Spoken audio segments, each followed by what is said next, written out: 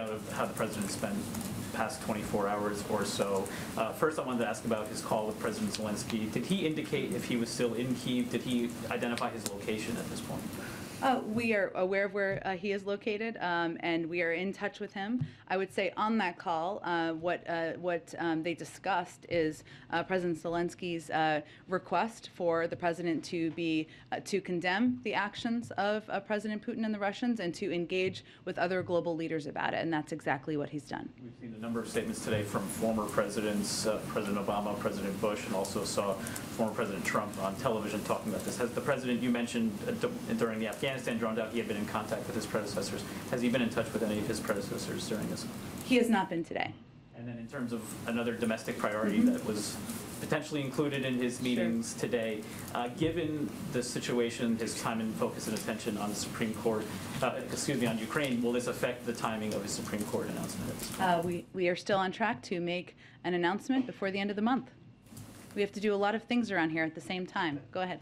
Just to follow up on the cyber attacks and Article 5 Sure. question, I know you said that it's up to NATO to decide, but from a U.S. perspective, would any cyber attack against a NATO ally trigger Article 5, or would there be a measure for what counts? Again, this is a conversation we would have with our NATO allies and partners. I don't have anything in addition to add to it. And just to follow up on the Supreme Court, I know you said you're on track, but has he made a final decision given there are basically 2 days left for the end of the month? Not a final, and no job offer has been made. Go ahead. Thanks. Just a couple. Are there any concerns or indications at this point that Russia had prepared for the sanctions that you're putting in place and kind of developed preemptively ways to blunt that impact? Well, it's an interesting question, and some of it is hard because it's hard to get into the minds of President Putin and the oligarchs around him. One of the steps we tried to take is to, as we were contemplating the individuals we were going to sanction, we sanctioned family members as well, because what we've seen the tactics they've used in the past is they've moved money around and resources around to family members, and we tried to address that on the front end.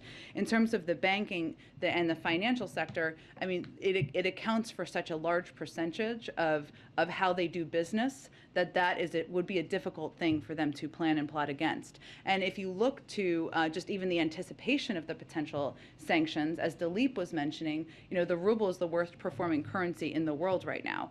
Their inflation has skyrocketed. So we're even seeing in their markets the anticipated impact even before today, and that's even before the actual squeeze on the financial sector in the country. So it feels to me it would be a little hard to plan around and plot around given the significance of what was done today and the fact that when we sanctioning 10 of Russia's financial institutions and these export control measures, which essentially cuts President Putin off from semiconductors and access to a range of technology he wants for the future. Those are difficult things to plan ahead for.